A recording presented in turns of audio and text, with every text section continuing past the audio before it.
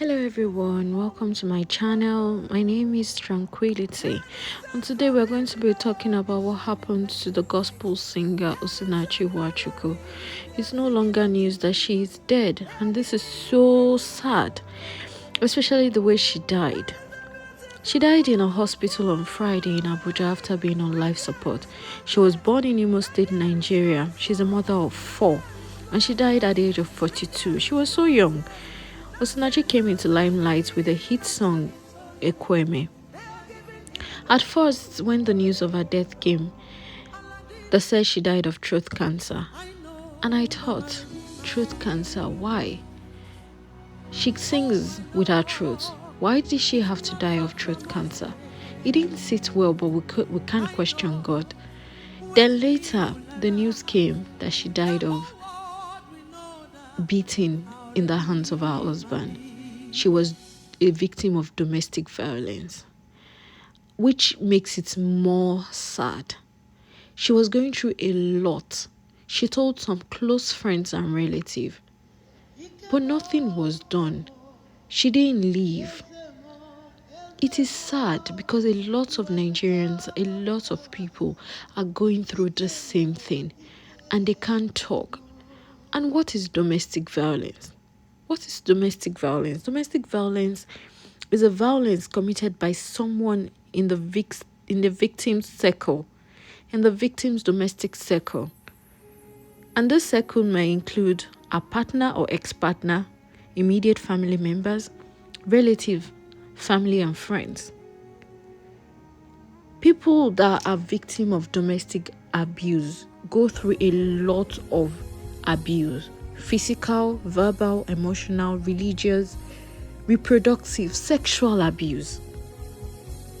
And these victims are often trapped in this domestically violent situation through isolation, power, control, traumatic bonding to the abuser, cultural or religious acceptance, lack of financial resources or freedom, fear, shame, or to protect the children.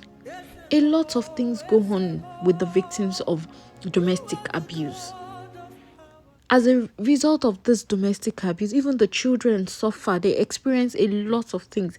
The victims suffer. They go through disabilities, health problems, mental illness, post-traumatic stress disorder. The children become exposed to various things, aggression, trauma. A lot of things go on with them, but they don't talk. Going through the messages from family and friends about what happened to Osinachi, there were different reports. And she tried to confide in people, but the only mistake she made was not leaving. And why? Because of the church, because of what people will say. What people will say has put a lot of people in situations where they are not supposed to be. It's so sad that she was a victim of this. But I hope this will also be a lesson to people, because at the end of the day, the abuser is still here. The victim is gone. And many people are also going through this. At the end of the day, the abuser will still be here, the victim will be gone. And there is need for justice to be served to her husband. Because how do you beat someone to the extent that she spent 5 days in the intensive care unit and she later died? And you had the effrontery to lie and say that it was throat cancer. And I don't want to believe the pastors also didn't know. I don't want to believe, because a lot of people knew, and I don't want to believe the pastors didn't know. The husband was maltreating her, he was beating her, she was dying in silence. And I can't believe people don't know. But look at what is happening to Osinachi now. Friends and family are coming out after the facts. Nobody came out when she was still alive. They're coming out after the fact. And some people are even blaming her. Why did you stay? Why did you stay there? You can't know unless you're in that shoe. But I'm using this opportunity to tell a lot of Nigerians, a lot of people going through domestic abuse. Yes, it is good to say. It is good to confide in people. It is good to speak out. But at the same time, you have to make a move. Because if you're thinking about the children, that you don't want to leave because of the children, who will take care of my children? Also think about it. If you're gone, other people will take care of the children and you won't be there to see your children.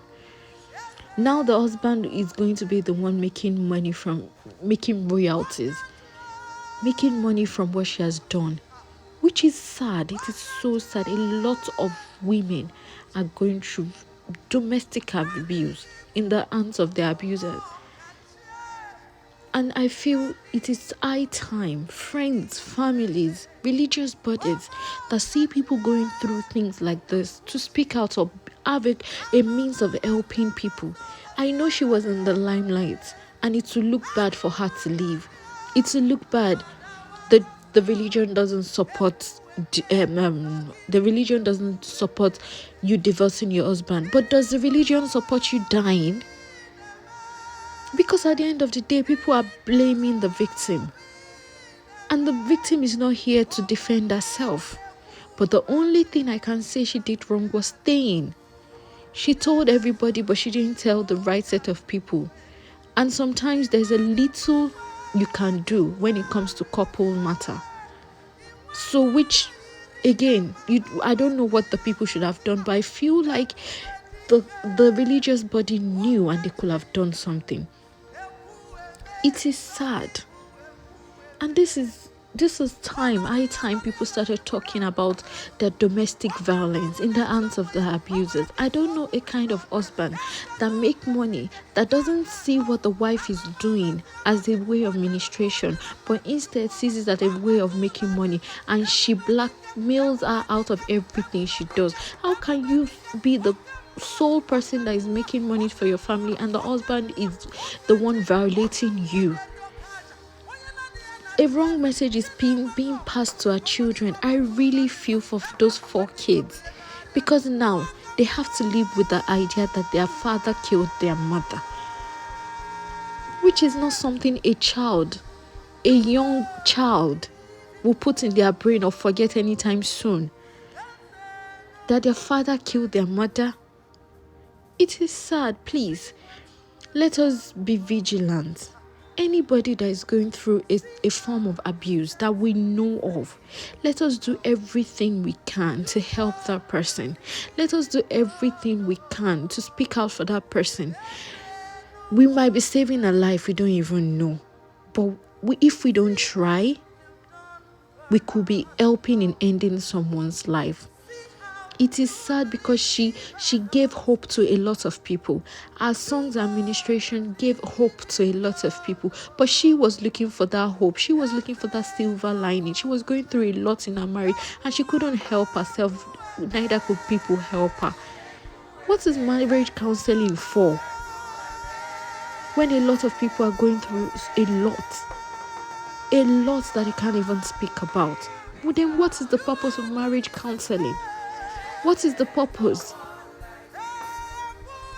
I really hope that the family, now that she's dead, can do something and this man, the husband, will not go scot-free. It's sad for the children because at the end of the day, they are losing both their father and their mother.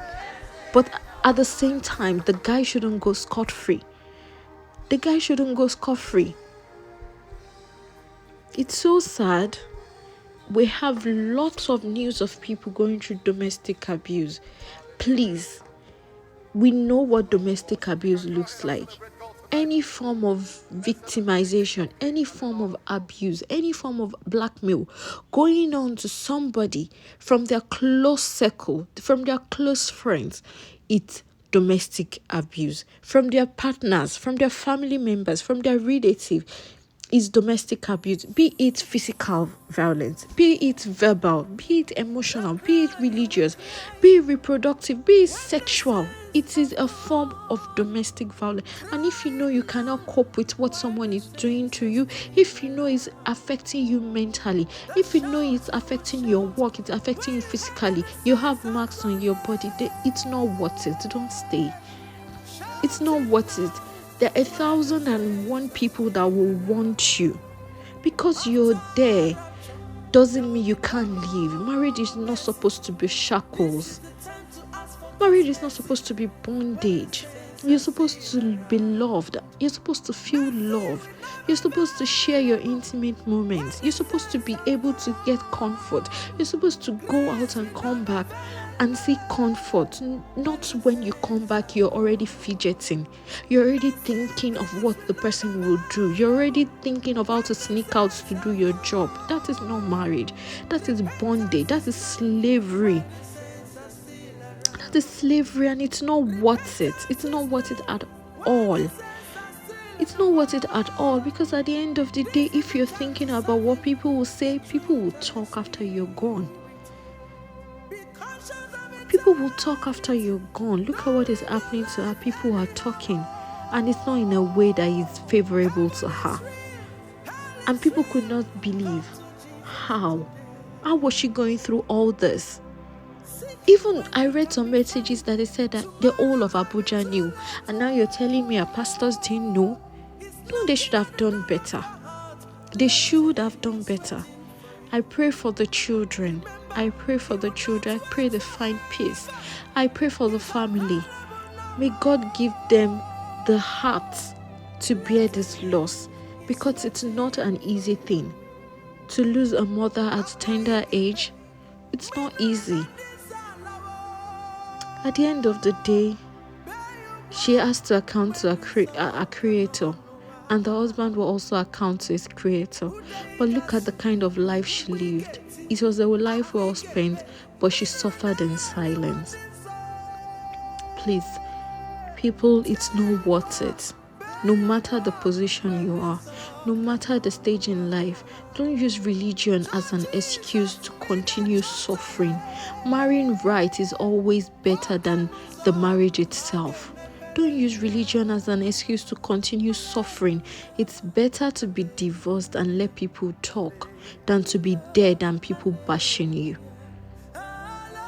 Please and please and please, once again, it is so sad what happened to her, but it should also be an eye-opener and lesson to some people. Don't allow culture or religion dictate how you live your life. If it's not working for you, leave. It's not worth it. If it keeps you awake and at night, it's not worth it. Leave. If you try to resolve it and it's not resolving, if you try to work out things, if you try to talk and it's not working, it's not worth it at all. Leave. Because at the end of the day, you're the best mother that can ever happen to your children. You're the best mother that can ever take care of your children. No other person can do that job for you, and you want to be there to witness everything. Again, my name is Tranquility. We'll talk about this more, and rest in peace to the departed souls. And again, please, let's be vigilant and let's take care of ourselves. Thank you. Bye for now. Bye.